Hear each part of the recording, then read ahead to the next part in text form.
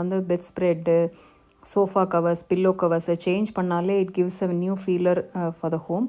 அந்த அடிப்படையில் வந்து பார்த்திங்கன்னா நம்ம வீட்டில் இருக்கிற என்னென்ன இடத்துல வந்து நீங்கள் வந்து நியூ பெட் ஸ்ப்ரெட் போட முடியுமோ அதெல்லாம் நீங்கள் ட்ரை பண்ணுங்கள். உங்களோட டைனிங் டேபிள், ஸோ இந்த இடத்துலலாம் வந்து நிறைய நம்ம வந்து ரெகுலராக நம்ம யூஸ் பண்ணுற ஹை டிராஃபிக் ஏரியா. ஸோ அந்த இடம்லாம் ஒரு ப்ளீஸிங்காக இருந்துச்சுன்னா இந்த ஃபெஸ்டிவல் டைமில் வந்து நம்மளால் ஒரு கம்ஃபர்டபுளாகவும் ஹாப்பியாகவும் நம்மளால் ஒர்க் பண்ண முடியும். அண்ட் நிறைய பேர் வந்து சாப்பிட நம்ம அதை யூஸ் பண்ணுறதுனால அந்த இடமும் ஒரு ப்ளசண்ட்டான லுக்கில் இருந்துச்சுன்னா அந்த ஃபெஸ்டிவல் டைமில் நல்லாயிருக்கும்.